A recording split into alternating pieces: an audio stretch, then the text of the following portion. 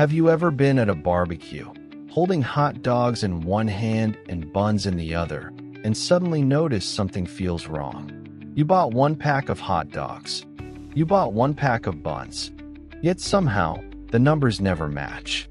You are left with 2 extra sausages or 2 sad empty buns with nothing to go inside them. It happens so often that most of us stop questioning it. We joke about it. We accept it. But what if this everyday annoyance is not a mistake at all? What if it is the result of decisions made over 100 years ago by people who never imagined they were shaping your cookout today? Because the hot dog and bun mismatch is not random. It is not poor planning. And it is not bad math. It is history. A quiet chain of choices made by factories, engineers, and businesses long before backyard grills even existed. Today, we are uncovering the surprising reason why hot dogs and buns refuse to line up here on History of Simple Things. To understand how this mismatch began, we need to go back to the late 1800s and early 1900s. This was the period when hot dogs were becoming popular in the United States. German immigrants brought over sausages similar to frankfurters and wieners, foods that were already common in Europe. These sausages were cheap, filling, and easy to make in large numbers. That made them perfect for a fast-growing country. At first, hot dogs were not sold in grocery stores. They were sold by street vendors, especially at fairs, carnivals, and baseball games. Vendors served them in simple rolls so people could eat while walking. There were no rules, no standard sizes. Vendors bought sausages in bulk and used whatever bread was available. Some rolls were longer, some were shorter. No one cared because everything was sold one at a time. But as hot dogs became more popular, something changed. Meat companies began producing sausages on a large scale. Bakeries began making rolls specifically designed for them. Slowly, both industries started to standardize their products. But here is the key detail. They did not do it together. Meat companies and bakeries developed separately, with different machines, different priorities, and different ways of measuring success. And that separation is the root of the problem we still see today. Let us start with hot dogs. The reason hot dogs usually come in packs of 10 comes down to weight. For much of the 20th century, meat was sold by the pound, not by individual pieces. A single hot dog was designed to weigh about 1.6 ounces. Multiply that by 10, and you get 16 ounces. Exactly 1 pound. Simple, clean, and familiar to American shoppers. 1 pound of hot dogs felt like a reasonable amount for a family meal. It also worked perfectly with store pricing, storage systems, and shipping standards. Once meat companies built machines that produced, counted, and wrapped 10 hot dogs at a time, that system became locked in. Changing it would have required new equipment, new packaging, and new costs. So even as decades passed, the 10 hot dogs equals 1 pound rule stayed exactly the same.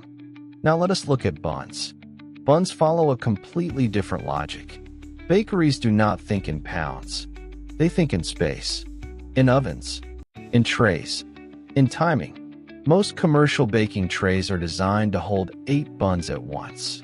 This layout fits neatly inside industrial ovens and allows heat to spread evenly.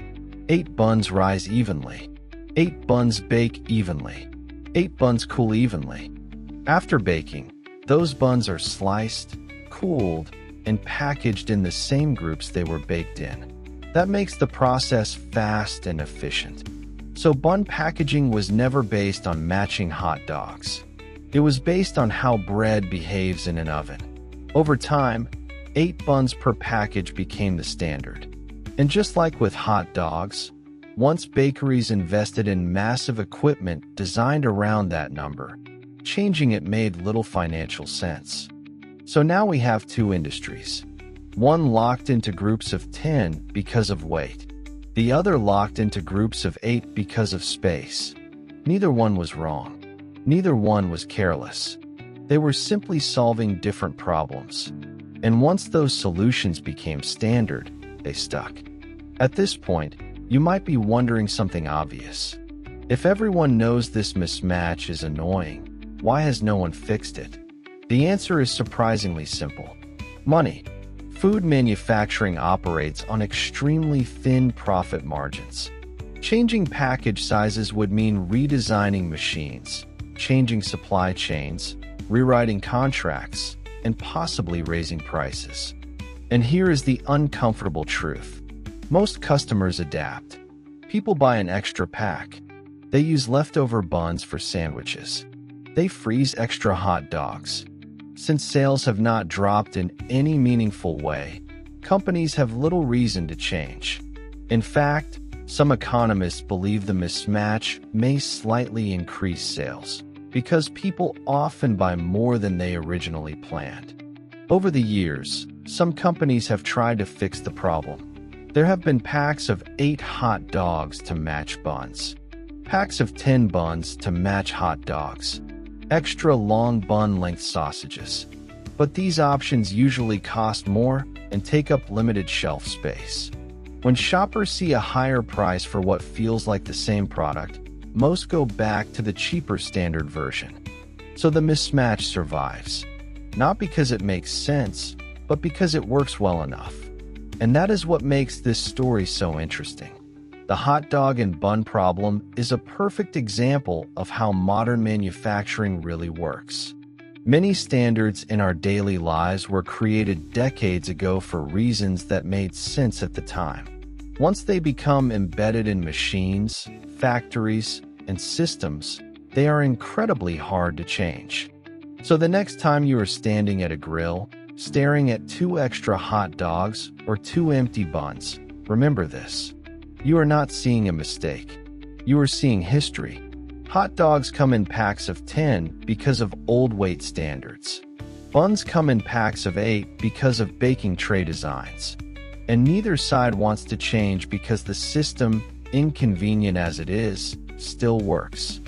It is a small frustration with a surprisingly deep backstory.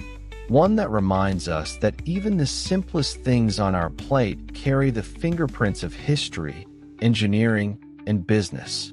And sometimes, the mystery behind them is just as interesting as the food itself. Thank you for watching. If you have ideas for future episodes, share them in the comments. We love hearing from you. And if you enjoy uncovering the hidden stories behind everyday things, make sure to like, subscribe, and join us again on Simply Surprising Things.